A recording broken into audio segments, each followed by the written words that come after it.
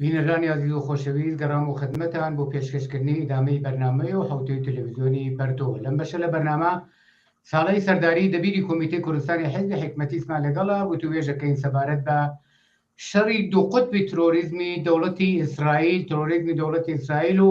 لایەکتر و حەماس و جیهادی ئیسلامی کوێر. پێشەوەی پرسیارەکانم ئاراستە بکەم، ساڵی سەرداریەکە دەنگی منە بیسی خۆش هاتی بۆ بەرنامەی تەلەڤیزیۆنی پەرتۆ. بەڵێ زۆر سپاس کە ئەم وەختتان لە اختیار منە. سپاس بۆ تۆش. هەورە ساڵی سەرداریێر و کواگاداری زیاتر لە مانگێکە شەڕ لە بینی دوو قوتبی ترۆریزمی دەوڵەتی ئیسرائیل و ترۆریزمی کوێری مەذهبی لە سەراسەری دنیادا باعثی مەوزەعگیریها و قەزاوەت‌های جۆرا و جۆر بووە و مشەخەسەن لە کوردستانیشا کە بەرنامەکەی ئێمە کوردی ئۆمانە و ئەساسەن لە بینی تەیفی ڕاست و ناسیۆنالیست نەوعێک دژی عەرەب بوون و جانبداری لە دەوڵەتی ئیسرائیل و گۆیا بەرهەقبوونی ئەمانە لەگەڵ هەمپەیمانەکانی ئیسرائیل بە شێوەیەکی زۆر دژی ئینسانی و ناشرین مەوزە ئەگیرێت و لەم لاولەولا دەبینرێ و دەبیسرێ. ئێستدلالی ئەم جەماعەتە کە دەچنە پاڵ دەوڵەتی ترۆریزمی و فاشیستی ئیسرائیل و دژی عەرەب و بەسا عەرەب ستیلی تا چه ئەندازە بەرهەقە ئەم تەرزە فکر و بۆچوونە؟ من وازانم زەڕێی حەقانیەتی نییە. ئەوڵان حەزەکەم تەوزیح هەبێم. ئێمە زووتر لەم بەرنامە و لە بەرنامەکان ترا باسمان کردووە بەداخەوە قەتڵی عامی خەڵکی غەزە لایەن دەوڵەتی نژاد پەرستی ئیسرائیل و ئەوە سی و چەند ڕۆژێکە ئیدامەی هەیە و بەشێکی زۆر لە خەڵک کە بەشی زۆریان مناڵن کوژراون و ئەو شارە بە تۆر کولی وێران بووە و ئاوها بیانووی ئەم جنۆسایدە ئەم نەسڵ کوشیە ئەوەیە کە گروپی تۆریستی حەماس کە نزیکە لە جمهوری ئیسلامی و حمڵەیەکی بە ئیسرائیل کرد. بەڵام ئینسان ناتوانێ ئەم وەزعەوە ئێستا هاتوسە بەرۆ فقط لە چوارچێوەی ئەو حوتی ئۆکتۆبرا ئەو ڕۆژەوە حەماس حمڵی کرد بیبینێ. 75 ساڵە دەوڵەتی ئیسرائیل خەڵکە کوژێ، فلستینی ئاوارەکە، بۆمبارانیانەکە، ماڵوێرانیانەکە و لە بەرچاوی زەقی هەموو دنیاوە بەداخەوە زۆر زۆر بەداخەوە ئەو قەتڵ عامە کە حتا بەشێکی کەمی بە نەزەر من بڵاوە ئەبێ ئەبینرێ و ئەلعان مەسەڵان خەڵک لە دنیا بوون بە دوو بەش لەسەری بەشێکی خوب دەوڵەتەکان و دەوڵەت‌های غەربی و ئەمریکا و ئەوانن، بەشێکیشی خۆب جمهوری ئیسلامی و تورکیە و حەماس و حیزبوڵا و ئەوانەیە. خەڵکی بە نظر من بەشەریەتی متەمەدن لە دنیا لە هەردوو لا عەلەی ئەم شەڕەن چ لەزانن چه مەشەقاتێک و چه نەسڵ کوشێکی بەسەر خەڵکی بێدفاعی فلستین خەڵکی غەزە هین کردووە، داسەپاندووە و لەحزە بە لەحزە بۆمباران و تۆپباران و خۆمپارەباران و تەقینەوە و ئەوانە هەیە و وا دیارە تەسمیان گرووە کە ئەو سەرزەمینە یەکسەر بە خەڵکەی و خاپورکەن. تا نازەوە هەڵەگەڕێت. ئێمە لەم بارەوە وەکو کۆمونیستەکان خۆ مەوزوعمان ڕۆشنە. ئێمە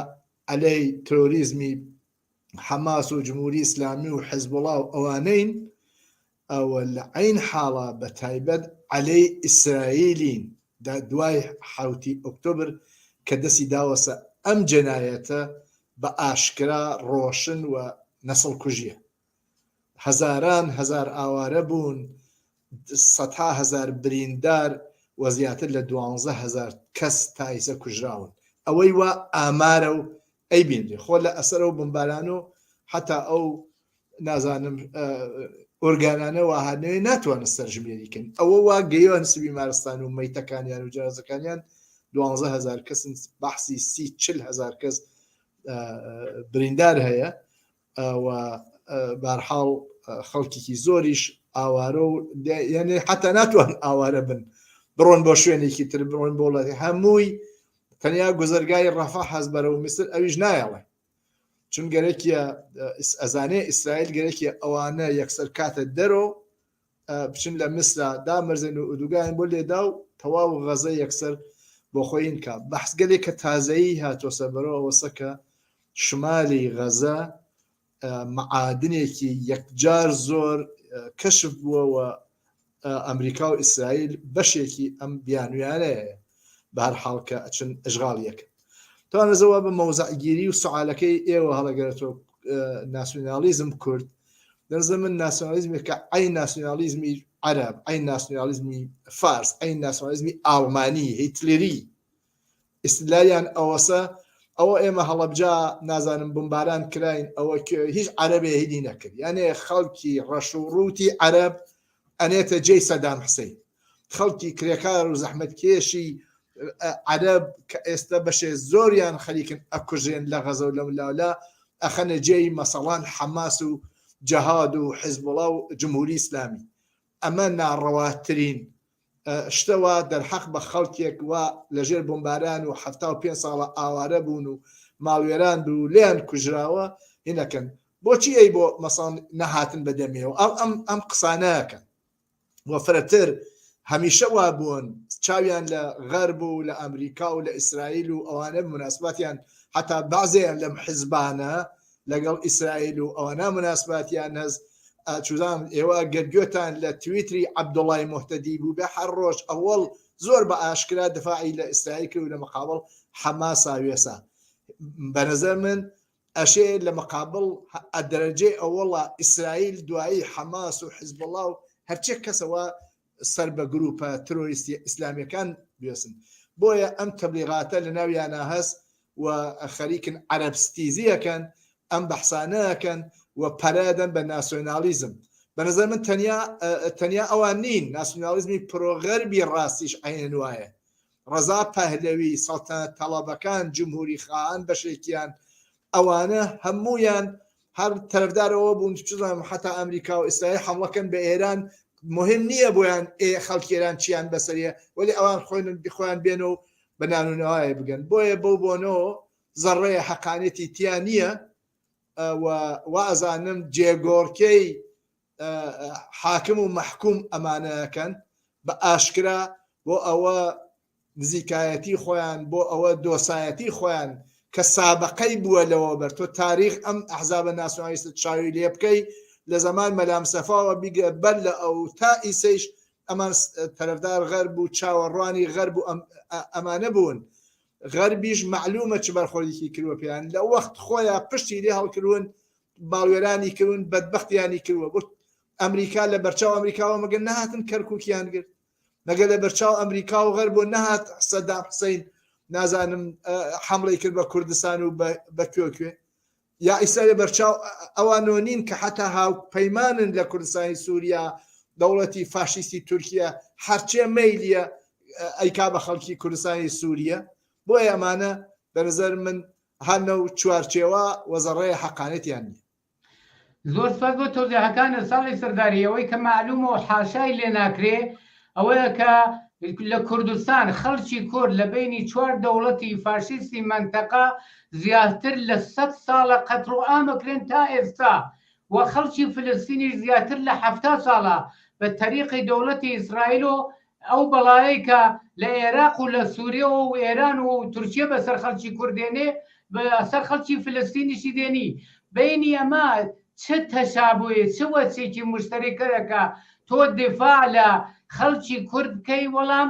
ئەینی ئەو بەڵا خراپتر ماڵ بە دیوار بەپاوە و بە ساخڕۆماوە بەدەست بۆ تۆباران و بۆمبارانی دەوڵەتی ئیسرائیل و دفاع لەمە نەکەی ئەمە محکوم بکەی دفاع لە دەوڵەتی ئیسرائیل بکەی چون ئەمانە عەرەبن و ئەمانە دەبینێ هەردووچیان کوتم زیاتر لە 100 ساڵ و 70 ساڵە لەژێر تۆپباران و هەست و نیستی خۆیان لەدەستداوە بۆچی ئەم مەسەلە لە زاویە ئینسانی و دفاع لە هەردوو ئەم میلەتە وەکو خەڵکی کورد وەکو خەڵکی فلستین تەنێ لازم و زەروریە بۆ ئینسانی متەمەدن ئینسانێکە دەرکی ئینسانیەتەکە ئەم مەسەلە لایەن دەوڵەتەکان و دەبێ محکوم کرێت من حەزەکەم تەوزیحێ بدەم لە سەر تەوزیحەکەی تۆ ئەویش ئەوە ئەم ئەحزابی ناسیۆنالیزم بە تۆرکوی ناسیۆنالیزم کورد دفاع لە خەڵکی کورد بە نظر من ناکەن کامیان کردویانە تماشای تاریخیان کرد نامریش نەمکرد ئەحزابی کورد و ناسیۆنالی دیفاعەکەن بەڵێ ئەزانم منزور ئەوە نەبوو منزورم ئەوەسە کە شەڵا ئەمانە لە خەڵکی کورد دفاعیان کردایە ئەوە نییە چەند ساڵە لە ئەقلیمی کوردستانە لە هەرێمی کوردستان دەسەڵاتیان هەست و قدرەتیان هەست دێ ئەوە نییە هەچێ ماوێرانیە بەسەر خەڵکی کووردا هاتووە لەوێ ئەوە نییە تاونەتاو جیا لە خەڵک ئەچوون لە دوور لە چاوی خەڵک بۆ ئەوە ئیمتیازێکیان پێبەن نازانم شتێکیان پێبەن سواڵی دەرگای ئەم دەوڵەت و ئەو حیزب و ئەو هینەکەن بۆەوە خۆیان بەئینگەن بلەخەوە خەڵکی کورد بەنظر درۆینەترین شت ئەوەسە کە ئەمانەیەژن ئەمانە مطلقاً تەرەفداری خەڵکی کورد نین تەرەفداری 5-6% لە خەڵکی کوردن ئەویش بورژواکانن ئەویش ارتجاع و کۆنەپەرستە خەڵکی کورد جامعەی کوردستان لە هەر 4 پارچەی جامعەیەکی تەبەقاتیە کرێکار و زەحمەتکێش و ژنی بەشمەینەت و جوانی بێکاری هاتیە ئەرێ کێ دیوێ لەمانە ئەوە لە کوردستانی عێراق کە قودرا بدەسیانەوە نەتەنیا حمایەتیانکرد ئەیان کوژن ئەیان خەنە زیندانەکان ناولێر پڕە لە ڕۆشن بیران کارێکیان بەسەر خەڵکی کورد هێناوە ئاواتی سەدام حوسێن نەخوازن عینەن بەداخەوە سەدام حوسێنێکی جەلادی فاشیستی دیکتاتۆر ئەمانە کارێکیان کردووە و خەڵکە هەژارە کەوتونە سە مەوقعیەتێ عەلا ڕەغم ئەوە دێژن خۆزگەمان بەو دەورانە لاعەقەل نامردین لە برسا ئەمانە دەرنیچە بە نظر من نەتەنیا بۆ خەڵکی کوردواناکەن اتفاقاً لەسەر سیستەمێکی نەتەوایەتی و ملیوە لەسەر خەڵکی کوردەز نانەخۆن ئەنا خەڵکی کورد بلەخەرە کرێکارە و زەحمەتکێشە و ژنە و مامۆستایە و پەرستارە و ئەگەر 4 ڕۆژ کار نەکەن نانیان نییە بیخۆن هەرایسێش زۆریان بێکارن دەرنەچی ئەمە ڕایە ئەمە ڕایەکەوە ناسیۆنالیزم هەمیشە بوویەسی و ظاهرەن لە مەقامی دفاع لە مافی خەڵکی کورداینەکە وەرێ بۆ دەسەڵات خۆیەسی هەمویان وایان کردوە تایسە بۆیە ئێمە هەمیشە و کومنیستەکان بەرامبەر ئەمە وێساوین سعیمان کردوە خەڵک ئینکرد تا نازەوە هەڵەگەرێتەوە خەڵکی فلستینی و خەڵکی کوردستان لە شتێکە هاوسەرنوێشتن ئەویش ئەمانە لایەن دەوڵەتگەرێکی ستەمگەرۆ ستەمن زۆڵمیان لێچێ حەقی خۆیان پێنان لە مورد ئەوە کە بتوان لەسەر نوشتی خۆیانە تەسمیم بگرن چۆن جامعە ئیدارەکەن چۆن مەدرسە ئیدارەکەن کێ حاکمیت بکا بەسەریانە ئەمانە یەکی ئەو تماشای جمهوری ئیسلامی کە عین ئیسرائیلی کردوە لە کوردستانە مەگە قارنا و قەڵاتان من و تۆ لە بیرمانەوە خەڵکی زۆر لە بیری نییە مەگەر بۆمبارانی شاری سنەل نەورۆزی خوێناویە مەگەر دەشتکرد کێشی بۆ هەموو دێ و شار و شارشکەی کوردستان مەگەر ئیعدامکردنی گەنجەکانمان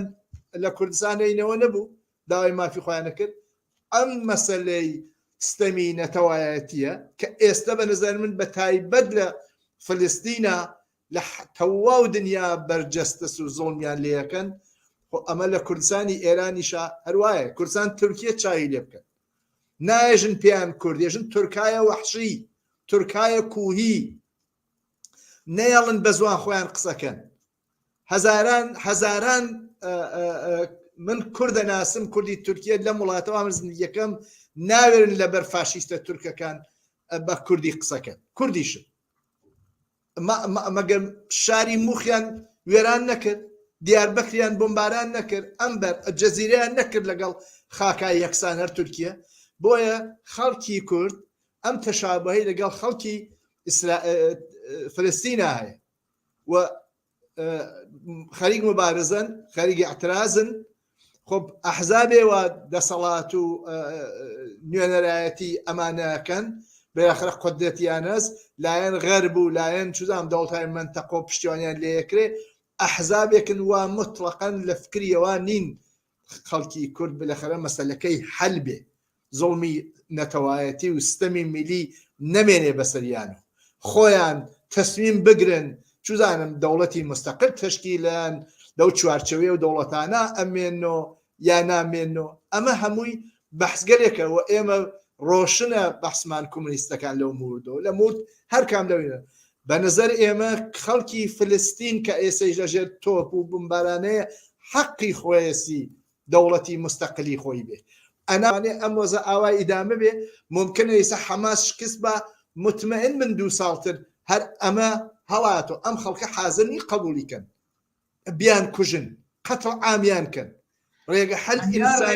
پایانی شەڕ و ئینسان کوژیەوەیە کە دەوڵەتی مستەقلیان ببێت بەڵێ عینەن ئەمە بۆ چوون ئێمەیە کە چوزام خەڵکی فلستینیش بۆ خۆیان چارەنووسی خۆیان دیاریکەن دەست درێژی و بمباران و ماڵوێرانکردنی و ئاوارەکردنی خەڵکی بێدفاعی فلستین دەبێ پایانی پێ بدرێت حەماس کە ئەمانە ئەوە دەستکردی ئیسرائیل بووە ئەتوانین گوێن بە قسەکان بنیامین نەتانیاهۆ لەوە بەر اتفاقا دروستیان کرد بۆ تەقابڵ لەگەڵەوە ئەو وەختە قرار بوو قراردادی سڵحی ئوسڵەوە بین ئسحاق رابین و بین یاسر عەرەفات کشوەرێکی مستەقلی فلستینی دروست بێ ڕاستە ئفراتیەکان و ئەجم لە حیزبەکەی ئاغای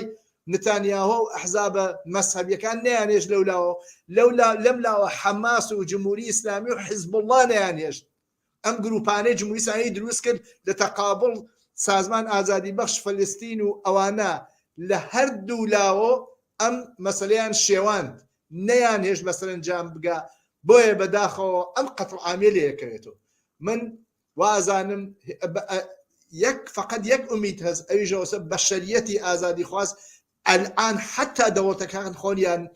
تحتفشا قارداوە لە سازمان ملل دەبیر کورد سازمان ملل مەجبور بوو یەژێ خەریکە قەتڵ ئامەکرێت زۆر کەستر دەنگیان هەڵبڕیوە و ئیسرائیل ناتوانێت هەر ئاوابی باتە سەر و لەگەڵ ئەمریکا بە پاڵپشتی قایمی ئەمریکا ئەم کارەکە بۆیە وازانم خەڵک ئەبێ لە هەموو دنیا عەلێ ئەمانە بێسێ خەڵکی فلستین حەقیانە ئازاد بن حەقیانە دەوڵەت خۆیان تەشکیل بن و ئومیدوارین ڕۆژێ بێ بە ئەم هینە بگەین و ئەم کارە سات و ماڵوێرانی و دەربەدەری و ئەوانە نەجاتیان بێ خەڵکی فلستین شایستەی ژیانێکی ئینسانین وەکو هەر کەسێک لەسەر گۆی ئەم زەویە زۆر سپاس ساڵی سەرداریوە تەوزیحەکانە وەختەکەمان گەیشتۆتە ئاخر لەنا پرسیارم زۆر بوو سپاس بۆ تەوزیحەکان و بۆ بەشداری لەم بەشە لە بەرنامەی ئەوڕۆی تەلەڤیزیۆنی پەرتوودا منیش سپاسدا دەکەم زۆر سپاس